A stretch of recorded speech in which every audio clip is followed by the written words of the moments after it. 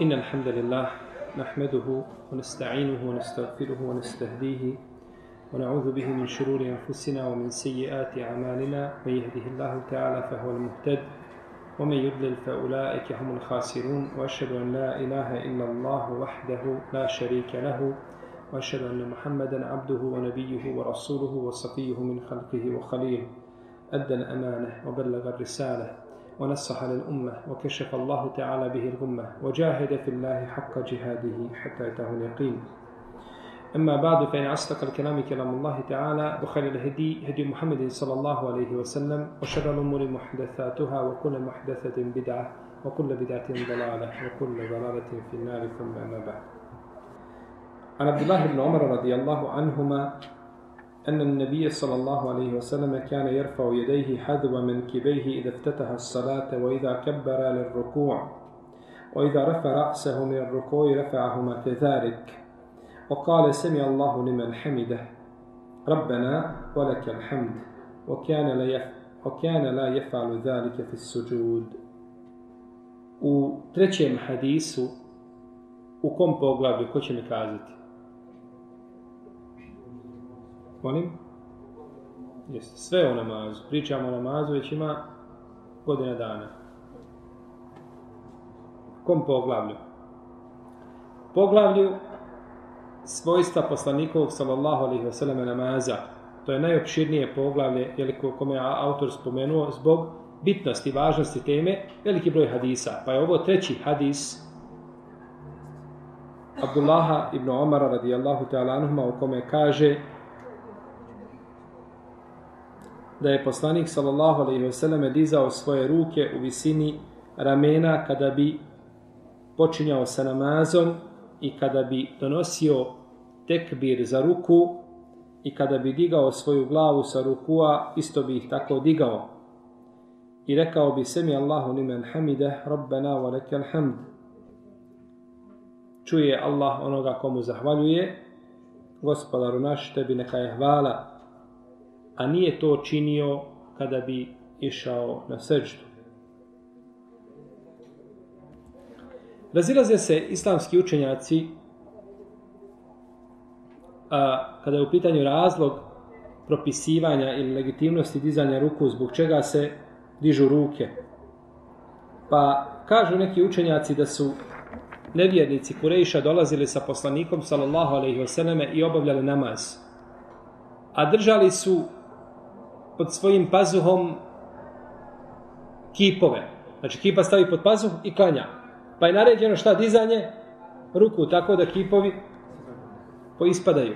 Znači, da ne može klanjati sa kipom. No, međutim, ovo mišljenje Allahu alem da nije jako. Kako kaže Imam Sanani, nije jako. Zato, prvo što mušici nisu u Meki klanjali sa poslanikom sallallahu alejhi ve sellem. Nije bilo potrebe da iko bude munafik, šta od? Kome ćeš biti munafik? Amar ibn Jasiru da munafičiš, ili ibn Mes'udu, ili Bilalu, ili Suhajbu, drugim potlačenim muslimanima u to vrijeme. Tada je bila čast ljudima da ne budu muslimani, da pokažu svoje neprijateljstvo, tako prema muslimanima, nikako da ne munafiče. Zato se nifak pojavio u Medini kada je ojačalo muslimansko društvo, odnosno kada je ojačala država muslimana. Pa je ovo mišljenje da je, znači, da su Kurejšije klanjale sa poslanikom sallallahu alejhi ve sellem slabo. I druga stvar, kipovi ne mogu stati pod pazu. Ne može kip stati pod pazu. Znači, dok se stavi, odmah se vidi da nešto ima, je li tako? Mali su kipove velike oko Kjabe i unutar Kjabe, u svojim kućama su imali kipove. Tako da, ovo je puko mišljenje, puki iđtihad. Druga stvar da mi imamo hadis ili predaju koja govori o tome, pa bi se moglo prihvatiti. Neki kažu da se ruke dižu radi potpune predanosti i poniznosti pred Allahom te barake o teala. Ibn Hajar kaže da je Ibn Abdul Ber spomenuo od Ibn Omara da je govorio da je to ukras u namazu, da je dizanje ruku ukras u namazu. I to se prenosi od određenih tabina, da su tako govorili, da je to ukras u namazu, a Ukve ibn Amir je govorio da svako dizanje da čovjek ima 10 dobrih dijela.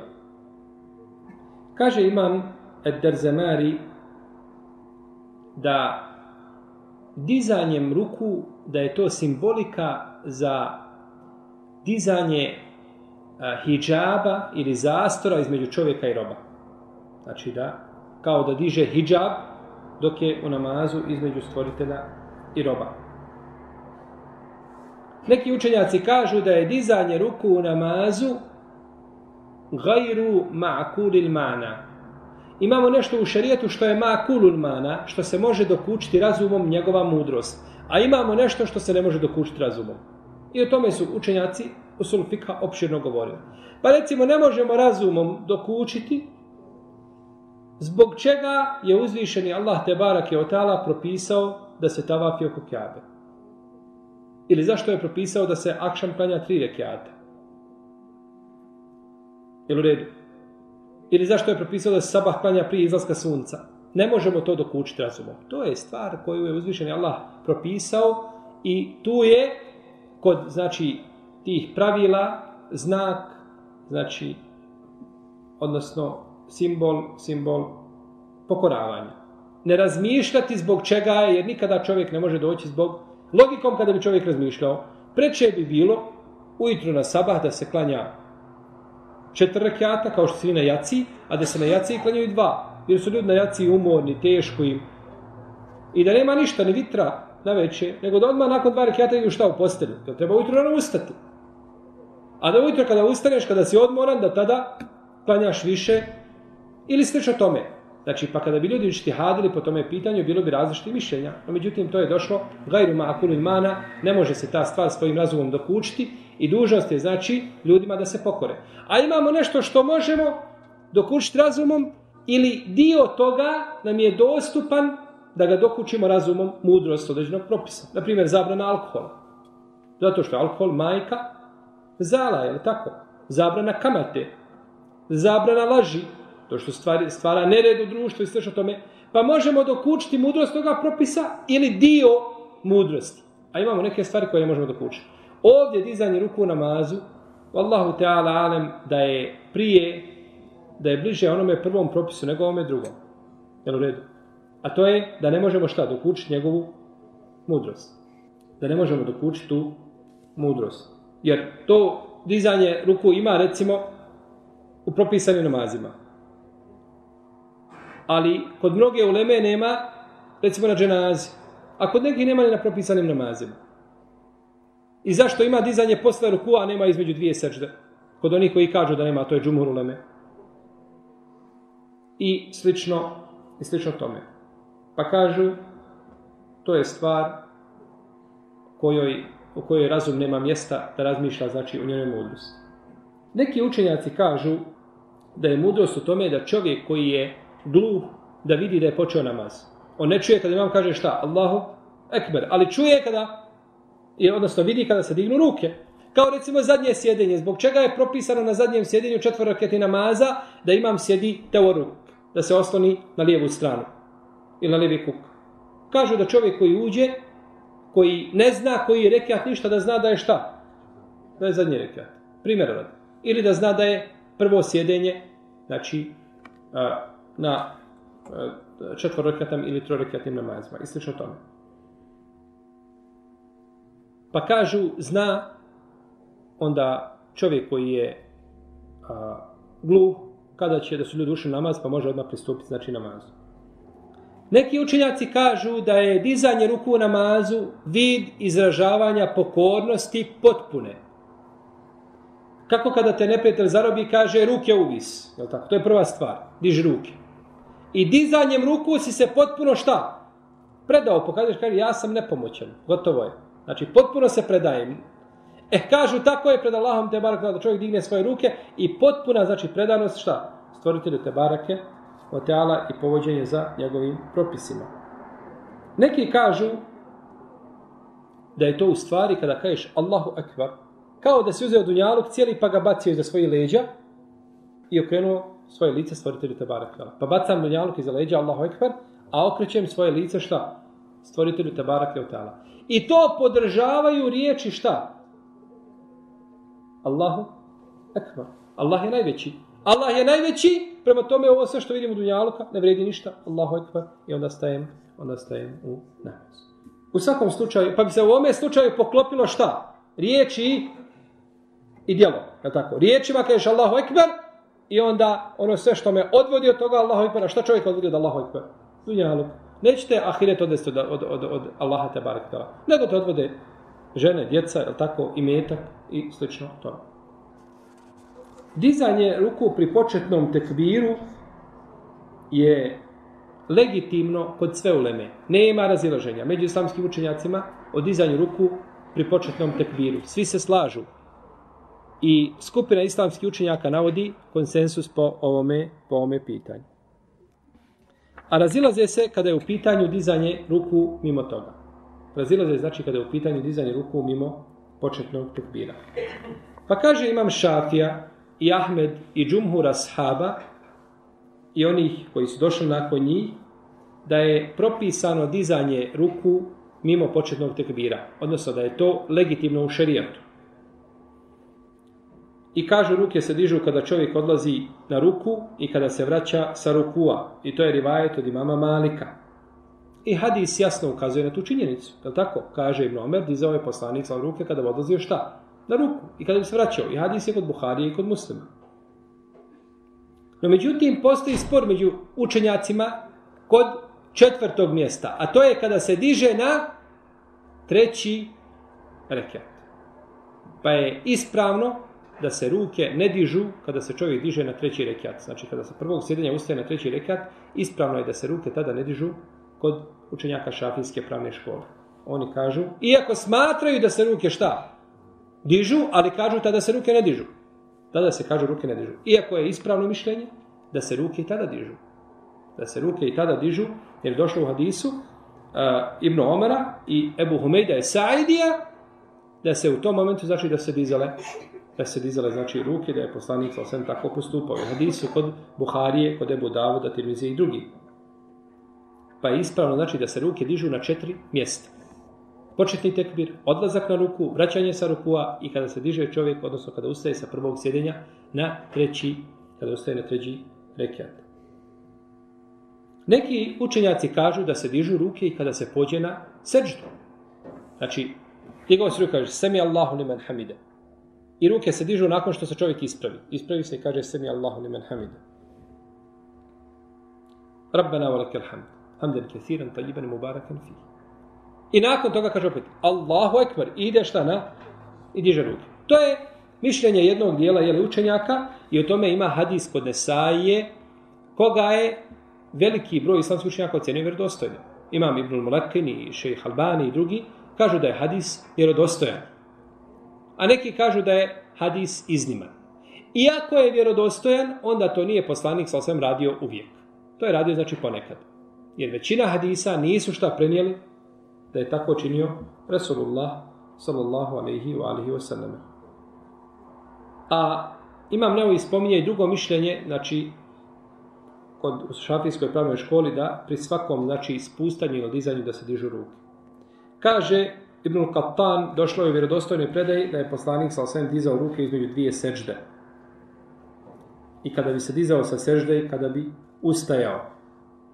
I to je došlo u hadisu Ibn Abbas. No, međutim, ispravno ovaj lanac prenoslaca daif, da nije vjerodostojan i da nije predaja ispravna i da predaja nije vjerodostojna.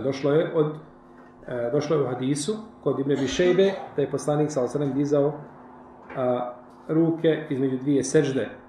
No, međutim, kaže Ibn Hadžer u Fethul Bariju da je ova predaja iznimna. Da je predaja iznimna. I došlo je u vjerodostojnoj predaji da je poslanik sallallahu alejhi ve sellem dizao ruke kada bi se dizao na treći rekat od Ebu Hureyre, isto tako kaže Ibn Kajim da je ta predaja vjerodostojna. Pa je došlo znači od skupine ashaba dizanje ruku kada se diže na treći rekat. Kaže imam Ebu Hanife rahimehullahu ta'ala i sledbenici hanefijske pravne škole i učenjaci Kufe da nije mustahab dizati ruke u namazu mimo početnog tekbira. I to je jedan rivajet od imama Malika. No međutim, svi hadisi koje je koristio Ebu Hanife ili hanefijski učenjaci po ovome pitanju imaju slabosti u svome lancu prenosilaca. I zato Imam Buharija kaže u svome djelu Džuzu Refal Jedejni da nema ni jednog vjerodostojnog hadisa o nedizanju ruku. Svi hadisi koji se prenose, kaže Imam Buharija, su daif. A Imam Buharija kad oceni hadis, nemoj se više umarati. To ti je dovoljno kao ocjena. I kaže da nije prenešeno ni od jednog ashaba da je ostavio dizanje ruku na namazu vjerodostojnim putima. I zato Imam Buharija napisao posebno djelo, nazvao ga je Kurretul Ajnejni fi džuz'i Rafa'il Jedejni. Ili Kurretul Ajnejni, džuzu Rafa'il Jedejni u tom smislu, u kome je sakupio sve predaje o dizanju ruku u namazu. Jedan od hadisa, ili najvjerodostojniji hadis kojim dokazuju ovi učenjaci da se ruke u namazu ne dižu, jesu riječi poslanika, sallallahu alejhi ve selleme. Šta vam je pa vidim da mlatite svojim rukama ili dižete svoje ruke kao da su repovi konja uznemireni. Uskunu fis sala, smirite se u namazu. Kažu, pogledajte, poslanik je sallallahu alejhi ve sellem osudio šta? Dizanje ruku u namazu. I predaja kod Muslima u Sahihu. Zato kažem, ovo je najvjerodostojnija predaja po ome pitanju. No međutim, neispravno je dokazivati ovom predajom, zato što je nakon ove predaje, ima Muslim spomenuo predaju od Džabira, u kojoj je spomenuto da se ovdje radilo o dizanju, odnosno pokazivanju rukama u namazu. Pa bi ashabi prilikom predaje selama pokazivali prema muslimanima na desnoj i na lijevoj strani, pokazivali Salamu alaikum wa rahmetullahi, salamu alaikum wa rahmetullahi, jeli pokazivali pri predajem selama, pa je rekao poslanik sallallahu alejhi ve selleme, šta vam je, pa vidim da su vaše ruke kao repovi konja uznemireni. Pa nije dozvoljeno, znači, uzeti jednu predaju, a ostaviti drugu koja je pojašnjava. Pa ima Muslim spomenuo prvo predaju u kojoj nije spomenuta priča šta, zbog čega je to rekao, pa je nakon toga spomenuo drugu predaju da je šta? Da je pojasni. Pa ne možeš uzeti jednu, pa jedna kako jedna kod Muslima, tako i druga kod Muslima. Zašto si uzeo jednu? To je isto kao da kažemo vojnunil musallin i zatvoriš oči. Ili ne čitaš ajete koji su prije i posle toga. Teško se klanjačima. Ti moraš pročitati u kom kontekstu, zbog čega je to rekao Resulullah sallallahu alejhi ve sellem. Jel u redu? Pa se mora uzeti u tom svijetu. Tako da ta predaja ne može nikako i ne smije poslužiti kao argument. Nakon toga kaže kao da su ruke repovi konja jogunjasti. U redu. Konji kada maše repom, kako maše? Gore, dole ili na stranu? Na stranu. Znači, pa je došlo pokazivanje, tako je, salamu alaikum, salamu alaikum, pa je znači rukama mlatarano ili pokazivano kao što konj mlatara repom lijevo desno, a ne gore dole. Je li tako? Pa je znači i sam hadis odgovara, jeli priči Džabira, jer je to poslanik, znači, na jako lijep i slikovit način, znači, pokazao. Jedne je prilike Ebu Hanife rekao Sufjanu Es-Seuriju, kaže, a kada je dizao ruke u namazu, bojim se, kaže, da ćeš poletjeti u namazu. Mislio sam, kaže, koliko dižeš ruke da ćeš poletjeti. Pa mu kaže Sufjan Es-Seuri, kaže, kada nisam poletio pri prvom tekbiru, neću ni pri ostalim. Neću ni pri ostalima. Ebu Hanife, rahimehullahu ta'ala, kada je to rekao, nije rekao to što Ebu Hanife ne voli sunnet, subhanallah. Ebu Hanife je bio najpreči čovjek da sledi sunnet. No međutim, kod Ebu Hanife predaje koje govori o dizanju ruku u namazu nisu bile validne. Ili nisu došle do njega, a do njega su došle predaje o nedizanju ruku. Pa je Ebu Hanife radio, jel se on ismijavao sunnetom ili po njegovom mišljenju novotarijom? Novotarijom. Tako da ne bi neko sebi dodao kaže kako je to mogao, neko od učenjaka može kazati nešto o sunnetu da se ismijava s tim, jer to nije došlo od njega i ubeđen da to nije rekao poslanik i on je nagrađen za to. Jel u redu? On je nagrađen za to. A Bože sačuvaj da Ebu Hanife kaže znači nešto o poslaniku sallallahu ili o njegovom sunnetu, pa Ebu Hanife je bio taj koji je cijeli život proveo braneći sunnet i uspostavljajući sunnet na zemlji. Poznato je kod učenjaka da nije obaveza dizanja ruku u namazu, nigdje. I o dizanju ruku u namazu smo govorili opširnu knjizu namazu. Ko želi, znači tamo ima, sve smo argumente iznijeli jedne i druge skupine i brojne predaje o selefa navodili, znači i koliko vas preko 50 ashaba prenosi dizanje, hadisa o dizanju ruku u namazu. Čak kažu imam Hakim i Bejheqi da nijedne hadise ne prenose deseterica koji su obradovani džennetom osim hadisa o dizanju ruku u namazu. I tako da su hadisi o dizanju ruku u namazu, kako tvrdi imam Zehebi, Ibn Hadžari, Šejh Albani i drugi, dostigli stepen tevatura, mutevatir hadisi o dizanju ruku u namazu. Tako da čovjek treba raditi, znači, po ovim hadisima, osim Allahu dragi, ako zna da je došao u sredinu gdje bi mogao napraviti velike probleme i belaje s tim sunnetom, onda je bolje da ga ostavi, znači da ne bude praktikovanje sunneta ili neadekvatan metod, pri tome razlogom, znači, cijepanja džemata muslimana. No, međutim, spominje se od Davuda, el-Zahirija, osnivača bukvalističke pravne škole, da je smatrao početni tekbir obaveznim. I to se prenosi od Ibnu Jesara, od šafijskih pravnika, koji je rekao da ako se ne dignu ruke u tom momentu da je namaz batil, da je pokvaren. I neki sledbenici zahirijske pravne škole su to smatrali obaveznim kada se odlazi na ruku i kada se diže sa rukua. I to je mišljenje imama El-Humeidija i jedan rivajet od Euzaija. Čak kaže Ibn Huzeyme, kako od njega spominje Ibn Subki u svome dijelu Tabakatu Šafija ili Kubra, jer Ibn Huzeyme je bio šafijski učenjak, kaže da je rekao Ibn Huzeyme, ko ne digne ruke u namazu, znači pri početnom tekbiru, ostavio je rukn od ruknova. No, međutim, Allahu alem da ove riječi nisu jake. Jer za rukn treba imati argument.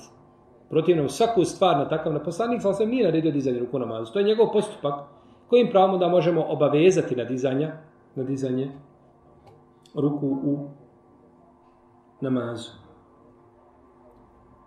Ibn Hazm je smatrao dizanje ruku pri početnom tekbiru da je farz i da nije namaz ispravno osim time. I to se prenosi od Euzaije, isto da je tako rekao. U svakom slučaju, ispravno je da je dizanje ruku pri početnom tekbiru sunnet. Samo što je sunnet oko koga nema šta? Razilaženja. A pri ostalim da je sunnet, ali s tim da ima uleme koja nije prihvatila taj sunnet, odnosno nisu radile po njemu. Tako da pri početnom tekbiru nema razilaženja, a pri ostalim tekbirima, mislimo, kada kažemo tekbir, to je dizanje ruku, ima razilaženje među islamskim učenjacima. Razilaze se, jer spominju se različiti rivajeti kada je u pitanju način dizanja ruku u namazu, kako će se dizati. Kod muslima ima predaja da je digao ih u visini. U hadisu ovdje kaže gdje? U visini čega? Ramena. Kod muslima ima predaja u visini ušiju. U visini ušiju. U drugoj predaji u visini mehkog dijela ušiju. Pa Imam Šafija spojio ove predaje. Kaže, jedna predaja se kaže u visini šta? Ramena. A druga predaja u visini ušiju. Visini ušiju. Pa Imam Šafija spojio, kaže, to se diže ovako. Da ramena budu krajevi, znači lanova da budu u visini čega? Ramena, a vrh prstiju da bude u visini ušiju. Pa znači tako si spojio, Imam Šafija faktički od 2 hadisa napravio šta? Jedan hadis. Što islamski učenjaci ne pohvaljuju. Ako imamo 2 hadisa, onda je preče da napravimo 2 sunneta nego da potvrdimo jedan. I zato ima pravilo jedno koje ovako glasi. Hamlul hukmi ale te'sis eula min hamlihi ale te'kid. Tako glasi pravilo. Kaže ovako. Da se iz određenog argumenta izvuče novi propis, preče je nego da se potvrdi stari. Jel u redu? Hajde navedemo za to dokaz. Ili da pojasnimo primjerom. Poslije sabaha kada ostanemo sjediti do izlaska sunca, klanjamo 2 rekjata, za koje je poslanik obećao veliku nagradu. Ta 2 rekjata šta su?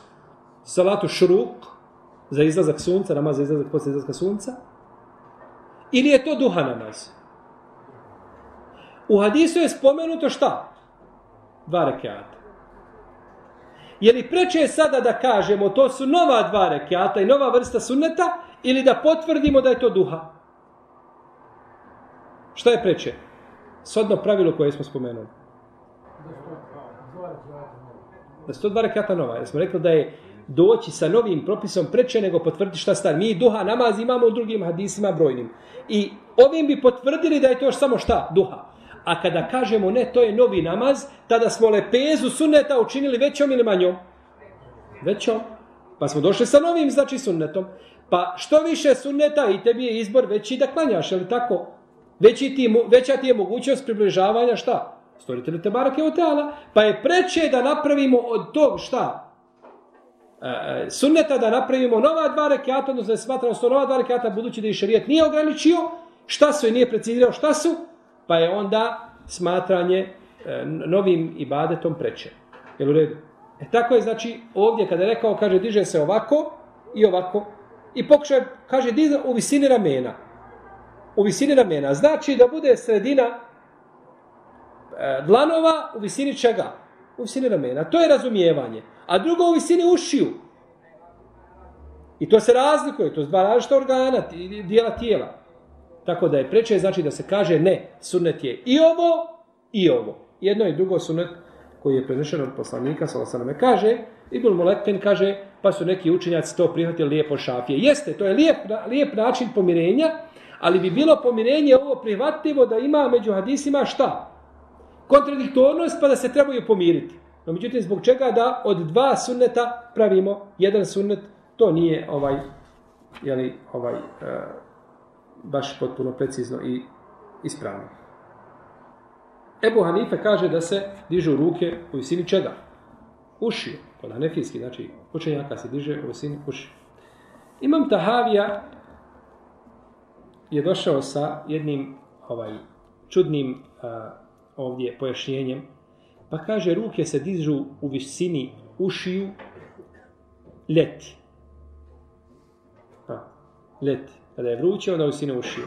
A kaže u visini ramena kada je zima i hladno. Zato što su ruke uvučene u odjeću, i onda ih samo digneš iz odjeće i opet ih vratiš, jel? Ne moraš. A kaže ljeti kada je čovjek omotniji, onda i diže tako je malo, jel, i rasladi se na takav način. Međutim, Allahu alem da nema znači ništa što ukazuje da ispravnost toga tumačenja. Nema ništa što ukazuje kada bi čovjek uradio obratno ljeti i zimi, ne bi u tome bilo nikakve smetnje. Jeste, to je kao što su napravili razliku, kažu šta je pauza u namazu, odnosno pri abdestu. Ne smijemo znači praviti pauza. Neki kažu ako se napravi pauza, šta mora se obnoviti? Abdest. To je jedno mišljenje, slabo mišljenje. Ispravnije je da pauze ne utječu na ispravnost. U redu. Ali kažu šta je pauza, šta se tretira pauzom? Kažu ako se osuši, na primjer, došao si da abdestiš, opravo jednu ruku i čovjek te nešto upita. Kaže, juče sam te zvao na telefon, jel priča? I ti sa njim priču i pogledaš, ruka se osušila. Kažu, napravio si šta? Pauzu, prekid, zbog koga moraš ponoviti abdest iz početka. Kod uleme koji kažu da je zabranjeno šta? Praviti prekide. Ali to nije precizno. Zimi možeš stojati možda 5 minuta, ruka će biti mokra. Hladno u abdestani negdje, jer kod nas u abdestani nema grijanja, nema ništa hladno. A ljeti možda za minutu će se ruka osušiti. Jel u redu? I ako si pravu ruku toplom i hladnom vodom, sve se to razlikuje. Znači to su neprecizne, znači odredbe, šta se smatra prekidom, odnosno šta se ne smatra prekidom. Tako isto znači u ovome slučaju. Razilaze se učenjaci po pitanju dizanja ruku u namazu, u smislu vremena. Kada se dižu ruke, ispravno je i došlo u vjerodostojnim hadisima 3 načina i nema 4. To je sa tekbirom, prije tekbira i poslije tekbira. Pa ispravno da čovjek kaže Allahu ekber. Ispravno je da kaže ovako Allahu ekber. Ispravno je da kaže Allahu ekber. I da onda šta digne? Znači, diže ruke prije tekbira. Diže ruke poslije tekbira i diže ruke sa tekbirom. Sve 3 ispravno. I sve je došlo u vjerodostojnim hadisima i šta god čovjek da učini, da se ograniči na jednu od tih verzija, neće smetati. Da praktikuje drugu, neće smetati. Da mijenja te verzije, to je najbolje. Radi očuvanja sunneta. Pa da ponekad uradi ovako, ponekad ovako ne smeta, a nema nikakve smetnje da uzme jednu od tih mogućnosti i da šta? Da je praktikuje najčešće. U najviše slučajeva. Jeste. Kao po pitanju dizanja ruku u namazu. Nema smetnje da čovjek uvijek diže ruke Allahu ekber u visini ramena. Ili u visini ušiju. Ali ponekad da digne i suprotno tome radi očuvanja sunneta, to je najbolje. Jer kako kaže šejh Al-Islam Ibn Kajim u svome dijelu Dželal al-Fham, sve što je došlo u sunnetu na više različitih načina, to kaže Ibn Usejmin i drugi, jer ulema o tome je govorila, da to treba praktikovati znači na različite načine da bi se time očuvao sunnet poslanika sallallahu alejhi ve alihi ve sellem. Tekbiri, znači pri ovome donošenju, odnosno tekbira imamo, kada su u pitanju namazi propisani dnevno, imamo 94 tekbira. Imamo 3 puta 4 rekatne namaze, podne, kindiju i jaciju, svaki po 22 i imamo jedan trorekjatnik koji ima 17 i imamo dvorekjatnik koji ima 11. I to je skupa, znači 94 tekbira kada su u pitanju šta? Farzovi. A ko nakon toga doda, znači sunnete, otprilike dodaje možda duplo ili tu negdje, znači bilo bi tekbira više. I kaže, nije to činio kada bi odlazio na seđdu. Znači, ne bi dizao ruke kada bi odlazio na seđdu. I to je stav većine uleme. Neki kažu može.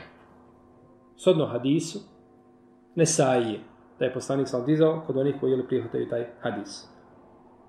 U svakom slučaju, ono što je potvrđeno jeste ta 4 mjesta. Ovi drugi hadisi, pitanje su ičtihada, neka ulema kaže da su iznimni. I ome hadisu je potvrda, znači početnog tekbira, i o početnom tekbiru smo opširno govorili u prethodnom hadisu, prije ovoga. Sjećate da smo opširno govorili, znači o početnom tekbiru i propisima vezanim za početni tekbir. I u hadisu je dokaz, znači o donošenju tekbira kada se ide na ruku, i to je kod velikog dijela uleme sunnet, kod imama Ahmeda po jednom rivajetu je vađib, kao i drugi tekbiri, znači sa kojima se prelazi, znači sa jednog rukna na drugi. I ome hadisu je dokaz da postupci poslanika, sallallahu alejhi ve selleme, bivaju dokaz kao i njegove riječi. U redu. Postupci u šerijetu, Rasulullah sallallahu alejhi ve selleme, su dokaz kao i riječi. Pa se mora, znači, uzeti i jedno i drugo i mora se to pomiriti. Mora se, znači, to pomiriti. Kada dođu u koliziju riječi i postupci, šta je jače? Molim? Postupci. Zašto postupci? Zato što su pogrešno, a postupak teže, znači ostaje upečatljiviji. Znači postupak je upečatljiviji. Kada vidiš nekoga kako radi, to ostaje upečatljivo. I zato neki učenjaci kažu da se uzima predaja od ravije koji je daif kada vidi. Imate jedan ravija koji je daif, ali kaže vidio sam, na primjer Tabin kaže vidio sam Ebu Darda da radi tako i tako. Jer kada čovjek vidi, teže to može zaboraviti nego šta kada čuje. Pa su tu, znači, malo blaži kada je u pitanju daif ravija, kada je u pitanju šta? Praktični dio. Tu su, znači, malo popustljiviji. Pa je praktični dio šta taj upečatljiviji, je li tako? No, međutim, ispravno je suprotno tome što ste vi kazali. Ispravno je suprotno tome što ste vi kazali. Ispravno je da su riječi u šerijetu jače od djela. Ne naredba. Ne mora biti naredba. Zato što su riječi propis ummetu. Kada poslanik sallallahu alejhi ve selleme nešto uradi, može li uraditi i pogriješiti? Molim. Može. Zar nije pogriješio u namazu? Zar nema nekoliko hadisa da je poslanik sallallahu pogriješio u namazu? Ali može li poslanik sallallahu alejhi ve selleme pogriješiti u riječima? Da kaže ashabima hadis i kaže, juče sam vam rekao, ko toliko i toliko kaže od zikra to i to, ima to i to, nema te nagrade, to sam ja pogriješio, to sam ja preletio, nego može tako biti. To je cirkus. Može biti kod obični ljudi, negiramo to mnogim običnim ljudima, a da to pripišemo poslaniku sallallahu alejhi ve selleme, koji ne govori po prohtjevima svojim. Ali se je mogla desiti greška da se pokaže kako se ta greška šta? Popravlja. Je li mogao poslanik sallallahu alejhi ve selleme određenu stvar uraditi da je bila samo njemu striktno propisana? U protivnom bi danas koliko muslimana želilo 9 žena, je li tako? Jedno čekali da kažu, pa nije li to propis samo vezan za poslanika, sallallahu alejhi ve sellem. A to je bilo za njega. Ali je rekao onome ashabu kada je došao u Medinu i našao mu više žena, kaže emsik erba'aten minhun wa fariq sa'irahun. Kaže, zadrži sebi 4 i pusti ostale. Jesu li ovo riječ ili djelo? Riječi. Pa kako riječi su tešrijati propis kome? Ummetu, dok postupak može biti vezan samo za poslanika sallallahu alejhi ve sellem. Jel u redu? Jer je možda uradio taj postupak zbog određene okolnosti tako. Dok riječ kada govori nema toga. Pa je ispravno znači da su riječi u šerijatu jače od postupka. I kad bi došao postupak i riječi u koliziju i da ih ne možemo pomiriti, to je jako rijetko i možda i nemoguće, ali kada bi pretpostavili da dođe i ne možemo ih pomiriti, onda dajemo prednost čemu? Riječi. Riječi imaju tada prednost. Pa je poslanik sa svem određene stvari su bile vezane za njega. A noći namaz mu je bio obavezan, jel u redu? A nama nije. Kada bi gledali na postupak, obavezali bi se na noći namaz. Ali nama namaz sunnet zato što je postupak poslanika ukazuje na šta? Na sunnijet. A naredba ukazuje na obavezu naredba koja je riječima. Pa je ovdje znači jako bitno da kada govorimo znači o postupcima poslanika sallallahu alejhi ve selleme da znamo te činjenice i ovo je jedan od u nizu znači onih pravila pri odabiru prioritetnijeg mišljenja jeste ovo, ulema spominje, znači šta? Kada dođe u koliziju znači riječi i djela, da tada su riječi teže i imaju znači posebnu svoju težinu. U ome hadisu je dokaz da je obavezno prenositi znači riječi ili postupke poslanika sallallahu alejhi ve selleme da bi se ljudi ugledali znači na te postupke. I u ome hadisu isto tako dokaz odlike ashaba. Koliko su oni znači precizno nastojali da prenesu šta? Sve njegove postupke. Znači na najprecizniji način i to je došlo do nas vjerodostojnim putevima, a nama je dužnost šta? Nama su dvije dužnosti kada je to u pitanju. Šta je prva? Da vjerujemo u to, smo ubijeđeni, i druga stvar da to slijedimo. Pa ako je nešto vađib, onda nam je vađib da vjerujemo u to i vađib da ga šta? Praktikujemo. A ako je nešto sunnet, onda nam je šta? Vađib da vjerujemo da je to sunnet, a sunnet da ga praktikujemo. Znači sunnet da ga praktikujemo. To su znači dvije stvari koje se vežu za nas. U svakom slučaju, skupina uleme je govorila i pisala djela posebno o dizanju ruku namazu. Tako je pisao imam Buharija i tako je učinio Muhammed ibn Nasr al-Marwazi i tako je učinio imame Subki, tako je učinio Ibnul Kajim, kako spominje Ibn Rajab, jer Ibn Rajab je šta? Učenik Ibnul Kajima. Ibn Rajab je umro 795. hidžrske godine, on učenik Ibnul Kajima. Pa je spominje od njega, znači da je napisao jednu posebnu risalu, iako mi nije poznato da je ona prisutna danas ne kao manuskript, niti kao štampano ili djelo. Ono što je poznato od Buharije ima, znači, o tome i to je sigurno jedno od najjačih dijela koje je napisano po ovome pitanju. To bi bilo o hadisu Allaha ibn Omara. Treći hadis, znači u poglavlju namaza ili svojstva poslanikovog sallallahu alejhi ve selleme namaza. Nema Allaha te barake o ta'ala da nas pouči sunnetu poslanika sallallahu alejhi ve selleme i da nas pouči naročito namaskim propisima da obavljamo namaz onako kako ga je obavljao Rasulullah sallallahu alejhi ve selleme i da popravi naše stanje i stanje naših porodica. Allah ta'ala sallallahu alejhi ve sellem.